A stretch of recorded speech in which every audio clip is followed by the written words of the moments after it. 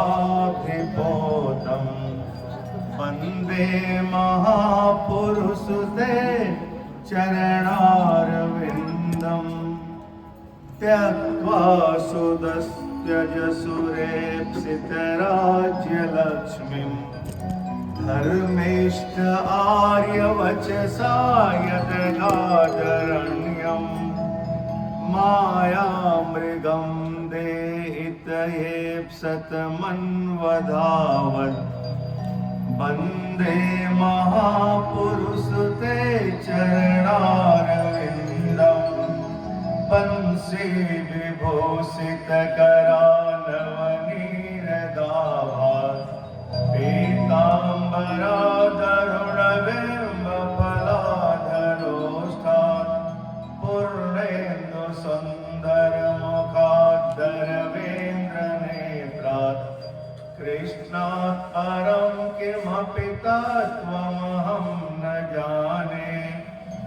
कृष्ण त्वदीयपदपङ्कजपञ्जरान्ते अद्यैव मे विशतु मानसराजहंस प्राणप्रयाणसमये कफवातपीत्यै कण्ठावरोदनविधौ स्मरणं कुतस्ते। नारायणं नमस्कृत्य नरं चैव नरोत्तमं देवीं सरस्वतीं व्यासं ततो जयमुदीरये। अज्ञानतिमिरान्धस्य ज्ञानाञ्जनशलाकया चक्षुरुन्मीलितं येन तस्मै श्रीगुरुवे नमः।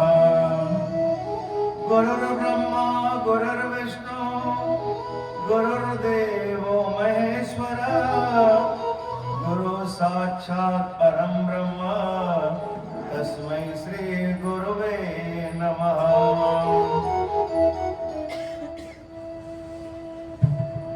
भगवान का नाम संकीर्तन।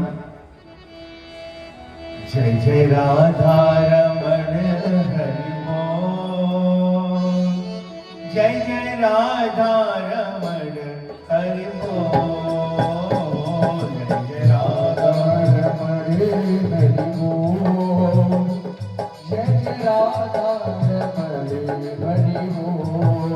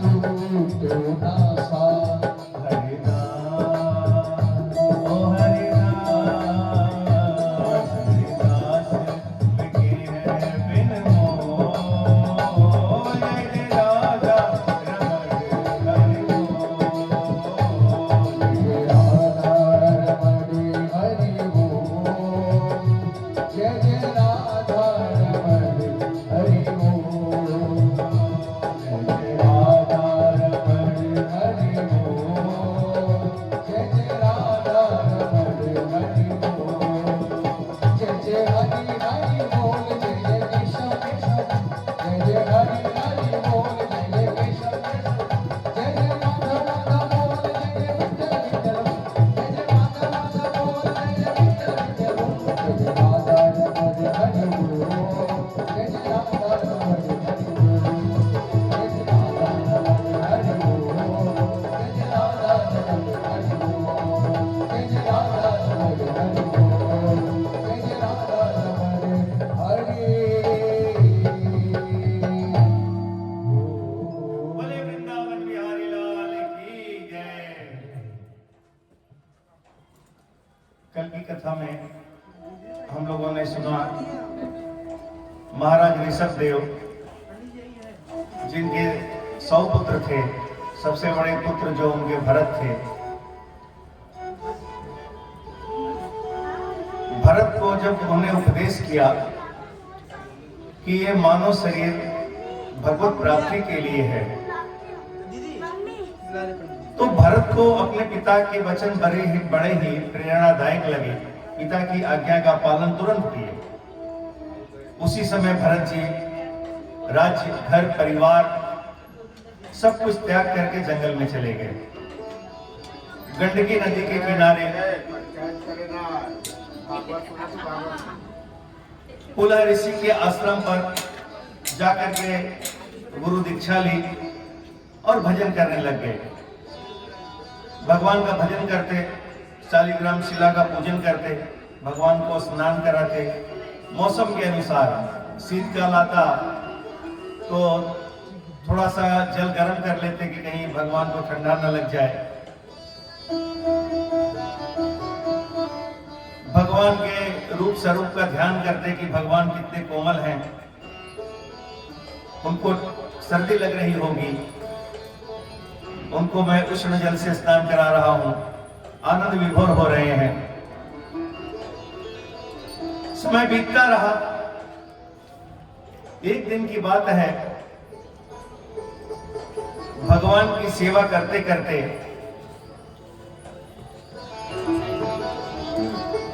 इतने रम गए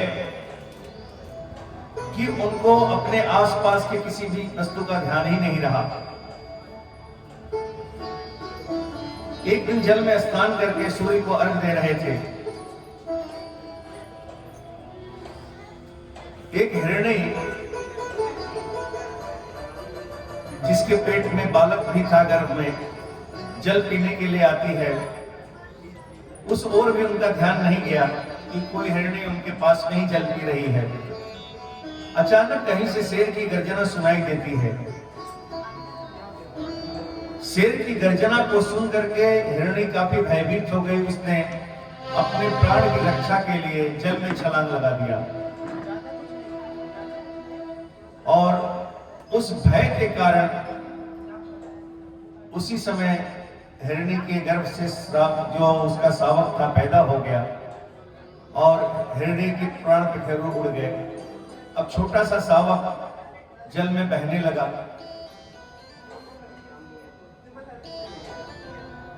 भरत जी के नेत्र खुले तो उन्होंने देखा कि हिरणी तो मर गई है, छोटा सा शावक जल में डूब रहा है।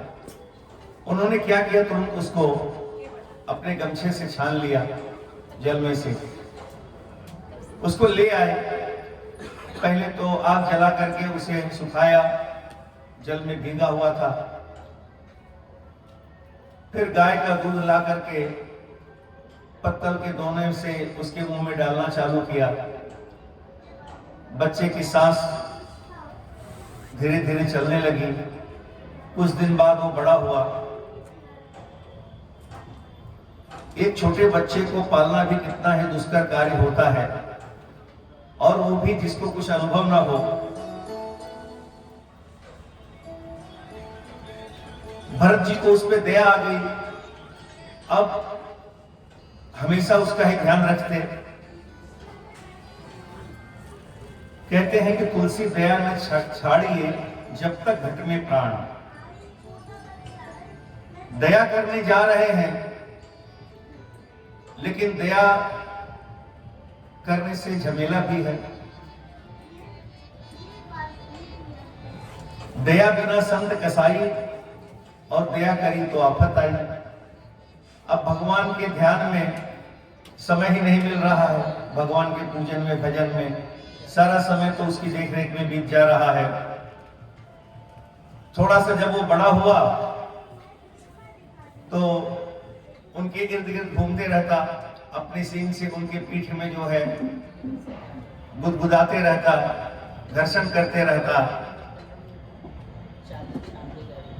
जो कि अपने पुत्रों को, राजधानी को, अपने भरे पूरे परिवार को छोड़ करके आ गए थे। किसी के प्रति आसक्ति नहीं थी, सबको छोड़ के आ गए, और आज एक हिरण के बच्चे से आसक्ति हो गई, ममता हो गया। कुछ दिन बाद वो हिरण का शावक इनको छोड़ करके चला गया।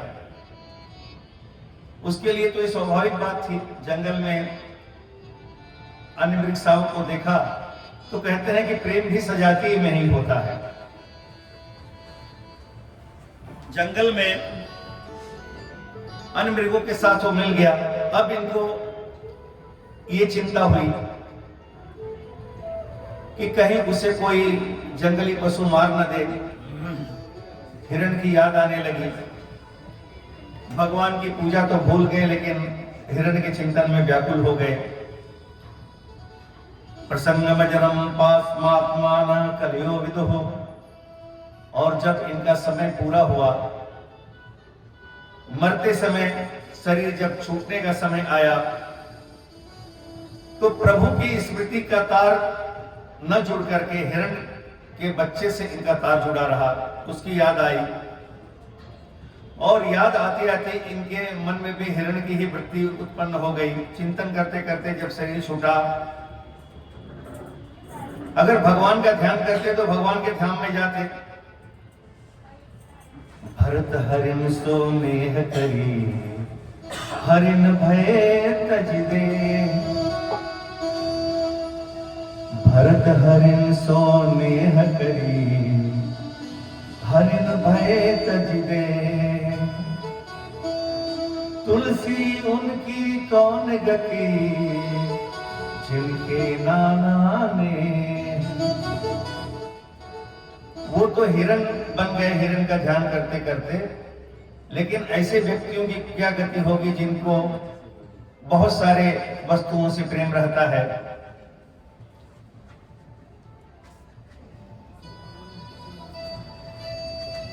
अंत समय में भी रहा मृग शावक का ध्यान। पुनर्जन्म में मृग हुए राजा भरत महान। दूसरे जन्म में इनका मृग योनि में जन्म हुआ, हिरण के रूप में। अब प्रारब्धवश इन्होंने जितनी तपस्या की, उसके फलस्वरूप इनको अपने पूर्व जन्म की याद थी, और अब तो चिंता करने लगे कि मैंने मृग शावक में आसक्ति रह करके अंत समय में उसका ही ध्यान किया और मृग बन गया। एक बार जब गर्म दूध से किसी का मुंह जल जाता है तो वो छाछ को भी फूंक फूंक करके ही पीता है।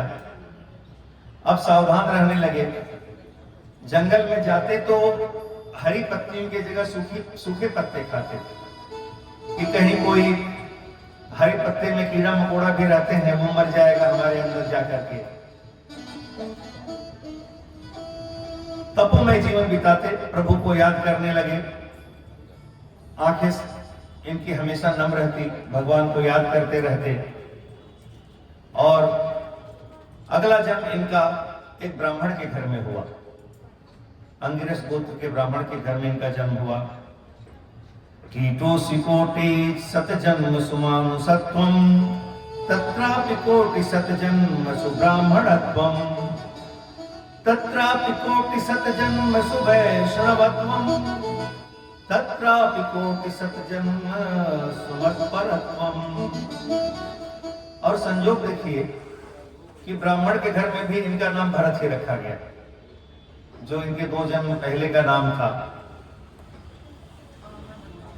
इनको पिछले दोनों जन्मों की याद आ रही थी कि मैं एक समय राजर्षि भरत था और हिरण में आसक्ति होने के कारण हिरण बनना पड़ा,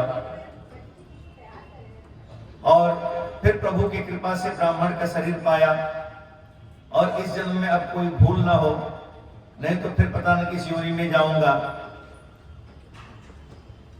तो ये किसी से बोलते नहीं थे, मन में सिर्फ भगवान का ही ध्यान करते थे। पिताजी ने काफी प्रयास किया कि पढ़ाई लिखाई कर ले, लेकिन ये कुछ बोलते नहीं थे, पढ़ना नहीं चाहते थे।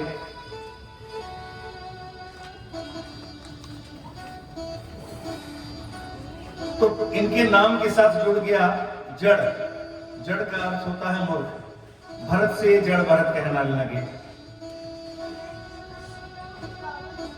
पिताजी उनको कुछ न पढ़ा सके कि प्रेम मगन मोहि कछु न सुहाई हारे पिता पढ़ाई पढ़ाई हारे पिता पढ़ाई पढ़ाई। माता पिता का देहांत तो हो गया। अब भाई और भाभी कि जिनमें इनका जो है पालन पोषण आ गया। थोड़े बड़े हुए तो भाई भाभी ने सोचा कि ये कुछ करता नहीं है, पढ़ता लिखता भी नहीं है, ऐसे ही घर में बैठा रहता है, इसको कुछ काम में लगाया जाए, कुछ तो करे।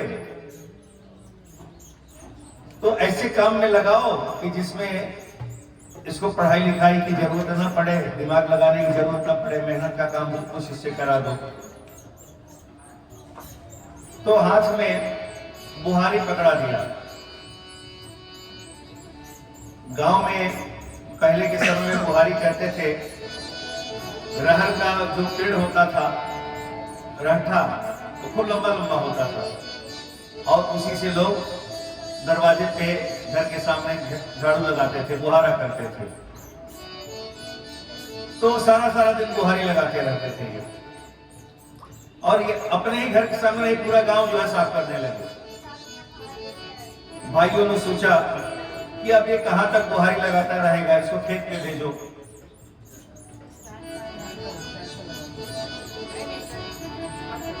इसको तो जरा भी दिमाग नहीं है।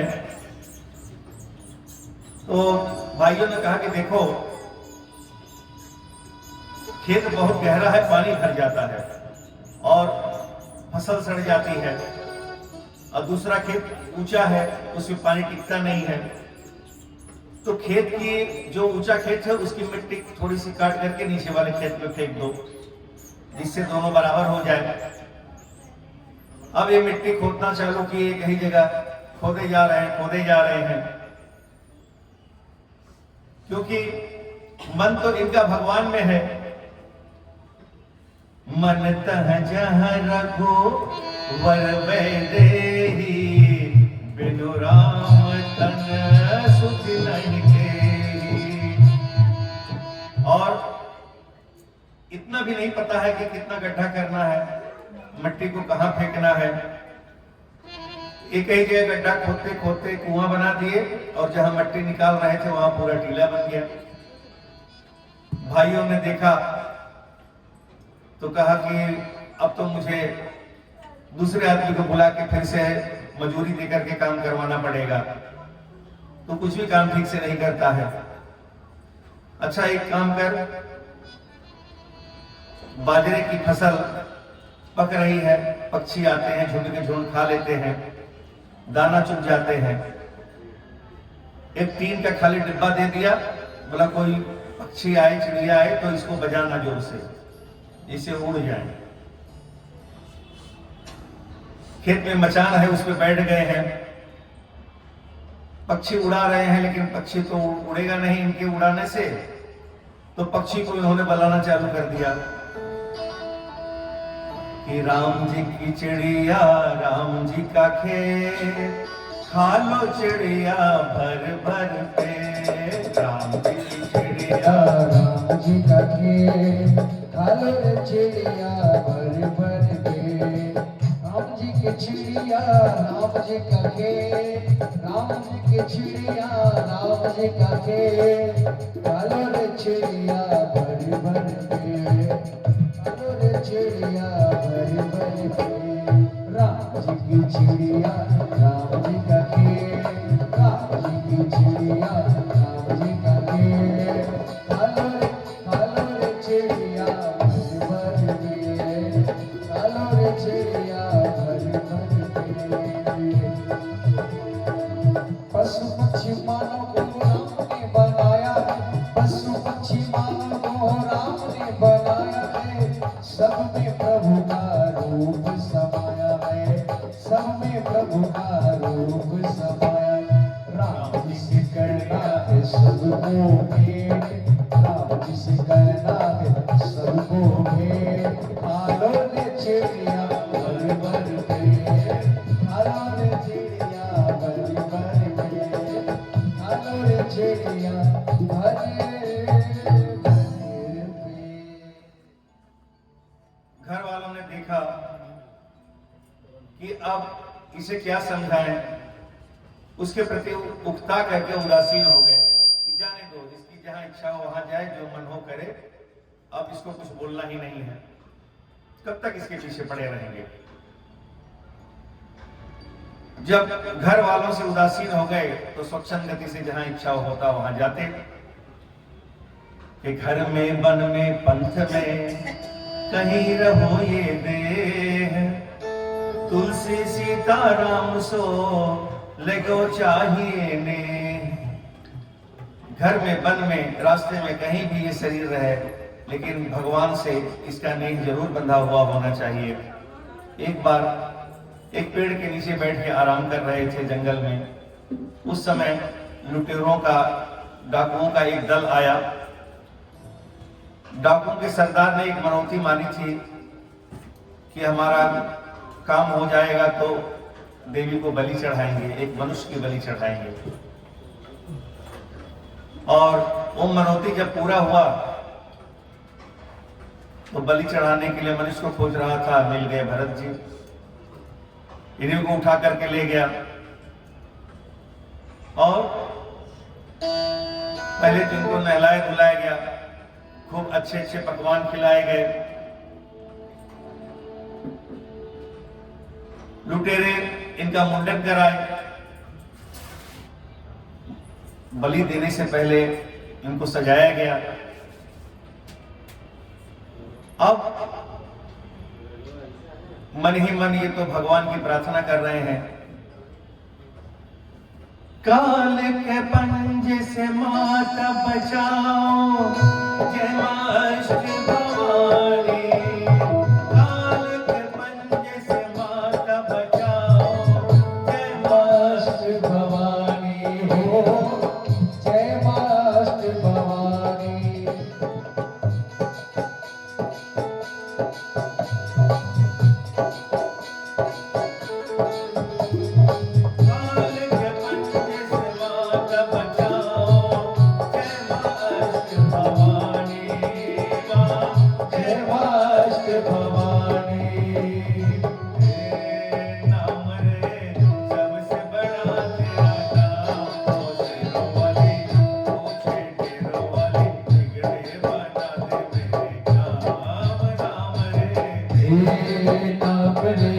सबसे बड़ा तेरा नाम, उस वाली पूछे तेरे वाली बिगड़े बता दे मेरे काम रे।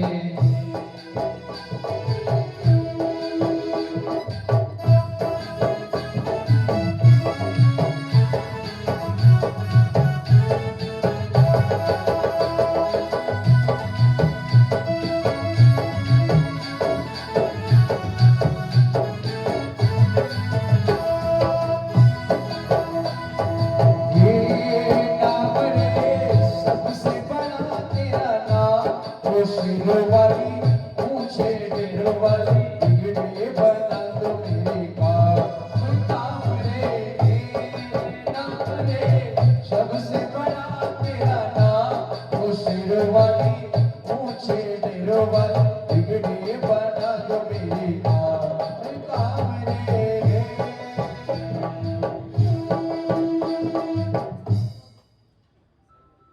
काली जी प्रकट हो गई और काली जी ने प्रकट होकर के ये बांधे हुए थे बलि देने के लिए।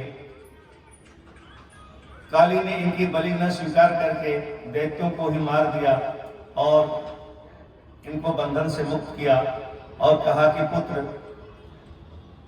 तुम तो कन्हैया के प्यारे हो तो मेरे भी प्यारे हो, बोलो तुमको क्या वरदान चाहिए। इन्होंने कहा बस देवी भगवान में भक्ति बनी रहे, यही आशीर्वाद दीजिए, हमें कुछ चाहिए नहीं। वहां से देवी को प्रणाम करके छूटे तो चल दिए। एक पेड़ की छाया में बैठे थे। उसी समय